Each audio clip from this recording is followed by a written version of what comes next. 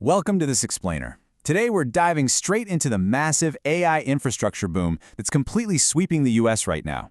We're going to look at this through the lens of a brand new report from Virtualization Options LLC. Now, we're focusing exclusively on the introduction and the first chapter here, just to really uncover this heavily contested battle over the true impact of these facilities. So let's get right into it. Okay, so first we've got to ground ourselves in the physical reality. Right now, we are witnessing this absolutely unprecedented construction of hyperscale data centers. I mean, these facilities are so massive, they're literally reshaping local economies and landscapes all across the country. It's a true infrastructure boom, and it's happening at a pace we've rarely seen in modern industrial development.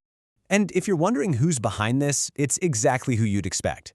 These hyperscale projects are being announced, permitted, and built at a totally staggering pace by the absolute biggest names in tech. We're talking Amazon, Microsoft, Google, Meta, plus a rapidly growing roster of really heavily funded startups. The sheer volume of capital being deployed here is what's driving this breakneck speed. They're all in this mad sprint to establish dominance in AI, and, well, doing that requires a massive, massive physical footprint.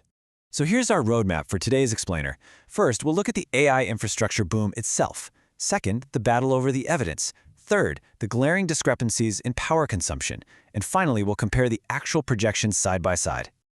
All right, Section 1, the AI infrastructure boom, outpacing the science. There is a fundamental timing mismatch happening right now.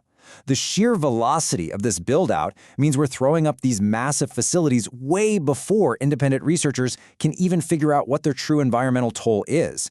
The report explicitly points out that construction is completely outpacing the capacity of independent science to fully evaluate the impacts. We are basically building the airplane while we're flying it.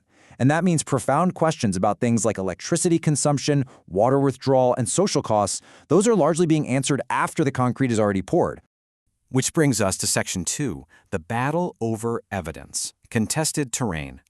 Now, this is a really crucial distinction made right off the bat in the executive summary of the report. There's a stark contrast between research funded by actors with direct financial interests and data produced by independent academics. When research is industry-funded, the report notes it routinely and predictably reaches favorable conclusions that align perfectly with those financial stakes.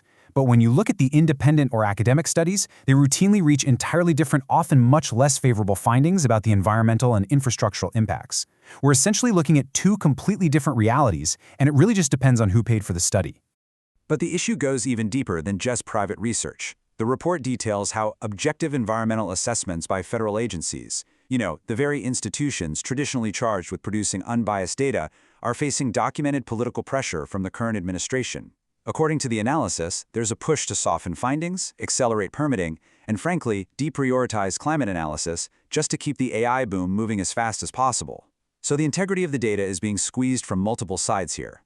With the science being this deeply contested and politicized, it leaves us asking one really fundamental, urgent question. It's the big one that bridges the politics directly to the raw numbers.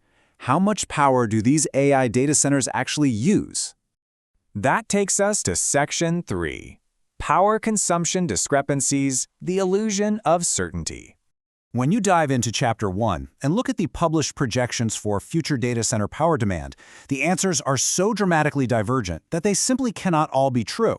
The authors note the range of estimates is so incredibly wide that it actually strains credibility to claim these different organizations are even using comparable methodologies or even making honest attempts at measurement. We aren't just talking about a slight margin of error here, we are talking about numbers existing in completely different universes. Let's get specific in Section 4, comparing the projections, 3 different viewpoints. Let's start with LBNL, the Lawrence Berkeley National Lab. They're the primary Department of Energy data center research institution. Their historical data is vital to understand because it served as the foundational citation that heavily influenced all those early industry narratives about flat power consumption. Basically, everyone looked at LBNL's past models to predict our current future. But man, the conflicting testimony is stark when you lay it all out. Way back in 2015, LBNL projected near-flat energy growth for data centers through 2020. That was a figure industry advocates cited everywhere. Then, following that, between 2020 and 2024, the Information Technology Industry Council put out commissioned reports, with very limited peer review by the way, claiming that efficiency gains would completely offset any new AI demand. But then, contrasting sharply with both of those, the Electric Power Research Institute projects that by 2030, Data centers could consume up to 9.1% of all U.S. electricity. Let's just pause on that 4.6 to 9.1% projection from EPRI for a second. It paints a drastically different picture than the near-flat growth cited by industry advocates. Think about that scale. If nearly 1/10 of the entire United States electricity grid is swallowed up by a single tech sector within just a few years, that requires massive, immediate upgrades to our national infrastructure. You absolutely cannot reconcile flat growth with 9% of the total U.S. grid. It just doesn't work.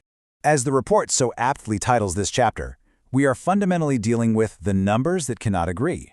It's a battle over the evidence itself. When the industry says power demand is flat and power researchers say it's going to spike to nearly 9% of the grid, someone's methodology is deeply flawed or deeply biased. And that brings us to the ultimate takeaway from the introduction and first chapter of this report.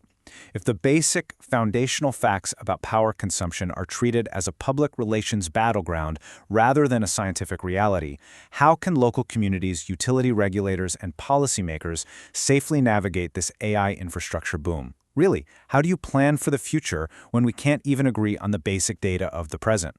Something to think about. Thanks for joining me on this explainer.